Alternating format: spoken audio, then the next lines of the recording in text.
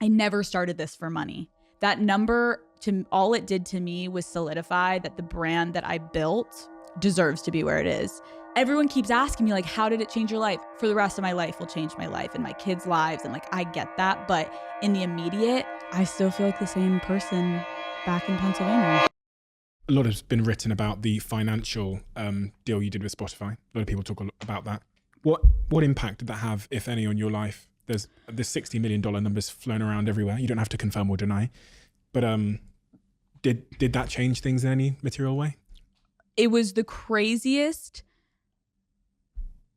truly the craziest feeling that I still can't really articulate of like, I never started this for money. I'm really fortunate how much my parents were like, keep it real, keep it normal. Like, what is all of this if you're about to be like this, like none of this matters. It could all be gone tomorrow. And so I've been fortunate to be raised by people that like, it hasn't really affected me. I feel like the same person that I was in Pennsylvania, definitely a little bit more progressed in like how I feel about myself and I feel smarter and, you know, more whole as a human being. But like that number, all it did to me was solidify that the brand that I built deserves to be where it is. And I haven't really let it get to my head. I'll let you know if it does. But like for right now, I feel like everyone keeps asking me, like, how did it change your life? It, for the rest of my life, will change my life and my kids' lives. And like, I get that. But in the immediate, I'm still working the way I always work. I hunch over at my computer. I have the same keyboards. Like people are like, how do you not have like the keyboard with all like there's certain like tech things that I could be doing. I don't give a shit. I want to do exactly what I've always been doing and keeping it real and tight to myself and like a little janky. Like I feel like it like makes me feel like I'm still myself and it hasn't expanded in a way that maybe people think it has. And so I'm proud of myself that I've kind of stayed really grounded in who I am and why I started this. And I'm going to continue to always be cognizant of like why I started this, who I am, and none of this really matters. Like who gives a shit about a purse? Like you could lose it. Like I want to have real relationships. I want to be close with my family. I want to be respectful of people I'm around. I want people to like me. I want to make people happy. I want them to make me happy. I want to have fulfilling dynamics in my life. That is like the richest thing I think about me right now is like I've worked a lot on my relationships and I am finally, I can say at a point where like I'm happy in my life. And that to me, like there's no number you can put on that. I don't give a shit if they took that away from me tomorrow. Well, Spotify don't, obviously. But like, you know what I mean? I'm like, it's amazing. But I still feel like the same person back in Pennsylvania. This is a conversation I've had previously with one of the very successful women on my podcast who built an exceptional business. Is there a unique dynamic when a woman becomes incredibly successful as you have in terms of her relationships with a man? Some of my girlfriends have often said to me that they think men can often feel emasculated a little bit when their partner is incredibly successful. Mm-hmm. Yeah. I remember when I started Call Her Daddy, I was having a really hard time with dating just because as the show got bigger, yeah, men were so insecure. But also that may have been because I was the next morning talking about them on the show, being like, this is what his whatever looks like. I'm like, okay.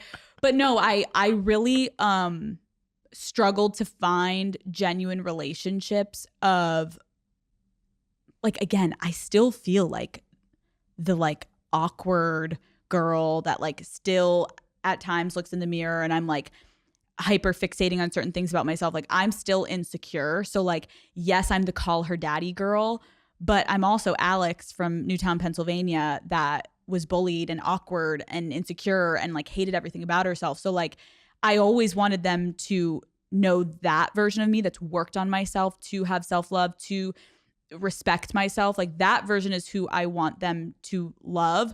But you also have to love my job and respect it and appreciate that this is my passion. My partner now, I remember meeting him and I was like, oh, he's the one, because he's so successful in his own right. And the amount of times that he's been like, you could stop all this tomorrow, I would love you, but you are so talented. It's like the hottest thing about you. Like when you start talking about your job, I like melt for you because you're so engaged and passionate and excited. And I love how passionate you are. It makes me so happy to be your partner that I can watch you live out your dreams. And I was like, okay, you passed the test. Like, but it's hard. Like, I think if you're in a relationship, it's not to say that there's going to be moments where your partner's down, you're up financially, where they're at in their career, their status. Like if you just got a promotion, your partner just got fired, like that's going to happen.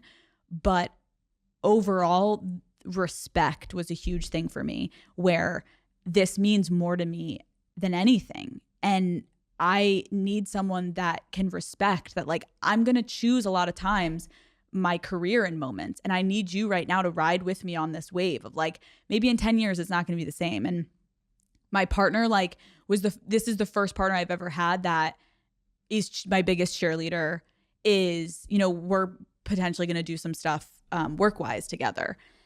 And he's like, you be the face of it. You do, like, I don't, like, this is you. Like, this is like all you. And it's so refreshing to have someone have such an intact ego that when we're going to bed at night, it's like, how was your day? How was your day? All the successes, all the issues, failures, ups and downs. We're like, we'll get through it together. And that is, I'm like, it's allowed me to probably be 10 times better at my job because I have a secure partner. I have a really great relationship. And now when I'm showing up to work, I'm feeling even more supported than just being supported by myself and my immediate family. If your partner wasn't successful in his own right, do you think it would work? I think you have to define success, because I actually had this conversation with him the other day. It's not about money. It's about, I couldn't be with someone that wasn't passionate about something, that didn't have their own sense of identity, their own sense of drive and want. That doesn't work for me because I'm a very passionate person where like I've been on dates with guys where I'm like, I get it. Like you don't feel when I'm like electric when I talk about my job. And I think that's okay. I think I need someone that equally has something in their life that they feel so driven and pulled by that it allows two individuals to come and make a great couple, but we got our own things. And so I don't give a shit if he's not making money. If it's every single day he's waking up working for a nonprofit and is like, I'm going to change the world, go off. Absolutely. Love that. If you love the Diary of a CEO brand and you watch this channel, please do me a huge favor. Become part of the 15% of the viewers on this channel that have hit the subscribe button. It helps us tremendously, and the bigger the channel gets, the bigger the guests.